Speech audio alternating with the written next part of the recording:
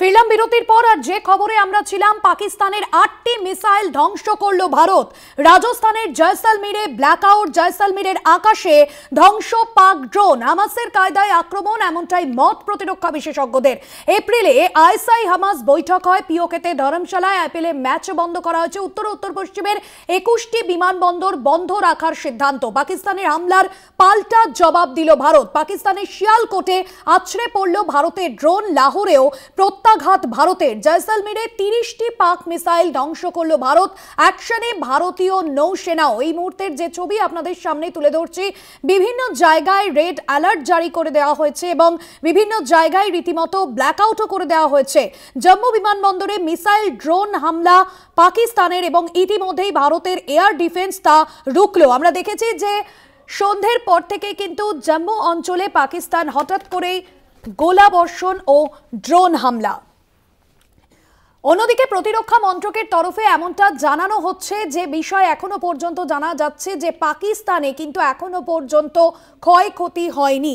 প্রতিরক্ষা মন্ত্রকের তরফে বিবৃতিতে আরও কি বিস্তারিত জানা হয়েছে জানবো। নিউজরুম থেকে রয়েছেন আমাদের ডেপুটি এডিটর মৌপিয়া নন্দী।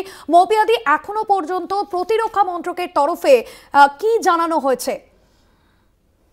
যে ধরনের ঘটনা ঘটছে এবং যেভাবে আমরা দেখতে পাচ্ছি যে জম্মু থেকে শুরু করে একাধিক জায়গায় সেখানে যেভাবে পাক মিসাইল এবং ড্রোন হামলার চেষ্টা হয়েছে এবং সঙ্গে সঙ্গে সেটাকে রুখে দেওয়ার চেষ্টা, সেটাকে প্রতিহত করার চেষ্টা হিসেবে সঙ্গে সঙ্গে আমাদের যে এয়ার ডিফেন্স সিস্টেম সেটাকে অ্যাক্টিভেট করা হয়েছে।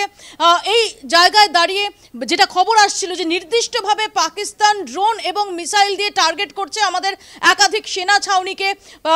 জম্মু, পাঠানকোট এবং উধমপুর এই সমস্ত জায়গায় একদম নির্দিষ্টভাবে আমাদের যে মিলিটারি ইনস্টলেশনগুলো সেগুলোকে টার্গেট করা হচ্ছিল। সেই সম্পর্কে এই মুহূর্তে বড় খবর আমরা পাচ্ছি, যেটা যে ইন্টিগ্রেটেড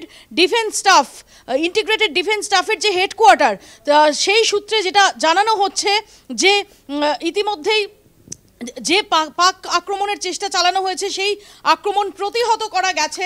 এবং যেটা স্পষ্ট করে তারা এক্স হ্যান্ডেলে, তাদের অফিসিয়াল হ্যান্ডেল থেকে যেটা জানাচ্ছেন যে জম্মু, পাঠানকোট এবং উধমপুরের যে মিলিটারি ছাউনিগুলো, যে সেনা ছাউনিগুলো, যেগুলো আন্তর্জাতিক সীমান্তের নিকটবর্তী যে সমস্ত সেনা ছাউনি, সেগুলোকে টার্গেট করা হচ্ছিল।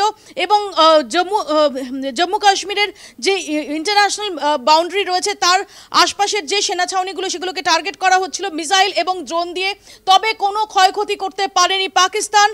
এই যে তাদের একটা হামলার চেষ্টা, একটা মরিয়া একটা হামলার চেষ্টা, একটা নির্লজ্জ কাপুরুষোচিত যে হামলার চেষ্টা করা হয়েছে, সেটাকে নিউট্রালাইজ করা হয়েছে। অর্থাৎ তাদের যে চেষ্টা ছিল, সে যে ড্রোন এবং মিসাইল হানা তারা করছিল, সেগুলোকে নিউট্রালাইজ করা হয়েছে, সেগুলোকে ধ্বংস করা হয়েছে, প্রতিহত করা হয়েছে অ্যাজ পার এসওপি, অর্থাৎ standard operating procedure with kinetic and non kinetic means. একদম টেকনিক্যালি যদি আমরা দেখি যে পরিভাষায় কাইনেটিক এবং নন কাইনেটিক মিনস, অর্থাৎ কাইনেটিক অর্থাৎ গতিশীল, অর্থাৎ গতিশীল এবং গতিশীল নয় এমন যে প্রযুক্তিতে, যে ব্যবস্থার সাহায্যে, যে সিস্টেমের সাহায্যে, যে কৌশলে সেগুলো প্রতিহত করা হয়েছে, তার মধ্যে এই কাইনেটিক এবং নন কাইনেটিক এই দুই উপায় রয়েছে।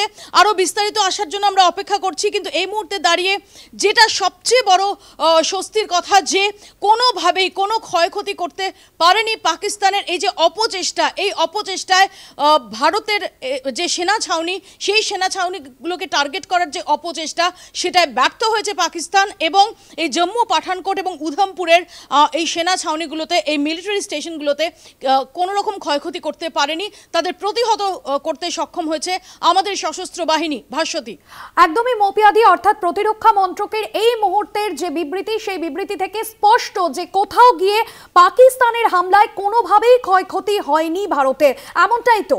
দেখো ভাস্বতী, আরো বিস্তারিত যে তথ্য, সেগুলো তো আমরা এখনো পর্যন্ত পাচ্ছি না, এবং সেগুলো সম্পর্কেও এখনো প্রতিরক্ষা মন্ত্রক থেকে বা বিদেশ মন্ত্রক থেকে সেগুলো সম্পর্কে বিস্তারিত ব্রিফিং এখনো হয়নি। তুমি যেমনটা দেখেছো যে গতকাল যে অফিসিয়াল ব্রিফিং হয়েছে, আজকে যে অফিসিয়াল ব্রিফিং হয়েছে, আজকে যেমন বলা হয়েছে যে প্রচুর সিভিলিয়ান তাদের মৃত্যু হয়েছে, অন্তত 16 জন সিভিলিয়ানের মৃত্যু হয়েছে, যে যে এলওসি বরাবর যে অবিরাম গোলাবর্ষণ চালিয়ে গেছে পাকিস্তান, তার ফলে আমরা এই মুহূর্তে যেটুকু তারা কনফার্ম করছেন যে মিলিটারি ছাউনিগুলো অর্থাৎ যে মিলিটারি স্টেশনগুলো অর্থাৎ একদম আন্তর্জাতিক সীমান্ত বরাবর, পাক সীমান্ত বরাবর, তার কাছাকাছি যে জম্মু, পাঠানকোট এবং উধমপুরের যে সেনা ছাউনিগুলো, যে মিলিটারি ইনস্টলেশনগুলো যেগুলো টার্গেট করে পাকিস্তান মিসাইল এবং ড্রোন হামলা করেছিল, সেখানে কোনো ক্ষয়ক্ষতি করতে তারা সমর্থ হয়নি।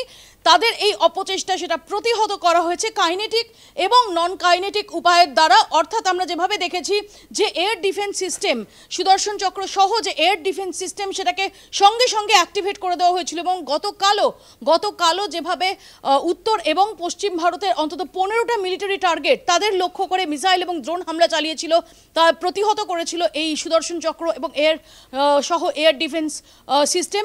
আজকেও সেই যে অপচেষ্টা সেটা প্রতিহত করা সম্ভব হয়েছে এবং মিলিটারি স্টেশনগুলিতে, জম্মু, পাঠানকোট এবং উধমপুরের মিলিটারি স্টেশনে কোনো রকম ক্ষয়ক্ষতি হয়নি, এই কনফার্মেশন এলো যে হেডকোয়ার্টার ইন্টিগ্রেটেড ডিফেন্স স্টাফের তরফ থেকে। একদমই মৌপিয়াদি, অর্থাৎ প্রতিরক্ষা মন্ত্রকের আরো বিস্তারিত বিবরণের জন্য, বিবৃতির জন্য অপেক্ষা করতে হবে। আপাতত ধন্যবাদ জানাবো তোমাকে। মৌপিয়া নন্দী ছিলেন আমাদের ডেপুটি এডিটর নিউজ রুম থেকে। এবং এখনো পর্যন্ত ভারতের প্রতিরক্ষা মন্ত্রকের তরফে যে বিষয় বলা হয়েছে যে পাকিস্তানের হামলায় ক্ষয়ক্ষতি হয়নি, এমনটাই প্রতিরক্ষা মন্ত্রক জানিয়েছে। এবং যে নির্লজ্জ হামলা, যে বর্বরোচিত হামলা পাকিস্তানের তরফে চালানো হয়েছে, এখনো পর্যন্ত এসওপি সূত্রে জানা যাচ্ছে গতিশীল এবং অগতিশীল নয় এমন প্রযুক্তিতে এই হামলাকে প্রতিহত করেছে ভারতীয় এয়ার ডিফেন্স সিস্টেম। এবং আমরা দেখেছিলাম গতকালই যেখানে এলওসি বরাবর হামলায় 16 জন সাধারণ বাসিন্দার মৃত্যু হয়েছে। তবে এখনো পর্যন্ত যে খবর পাওয়া যাচ্ছে যে পাকিস্তানের যে হামলা, সেই হামলায় এখনো পর্যন্ত কোনো ক্ষয়ক্ষতির খবর পাওয়া যায়নি ভারতীয় প্রতিরক্ষা মন্ত্রকের তরফে, এমনটাই এখনো পর্যন্ত জানানো হয়েছে। তবে এখনো পর্যন্ত বিস্তারিত রিপোর্ট বা বিস্তারিত বিবৃতির জন্য আমাদের অপেক্ষা করতে হবে, কারণ প্রতিরক্ষা মন্ত্রকের তরফে প্রাথমিকভাবে এমনই বিবৃতি সামনে আনা হয়েছে।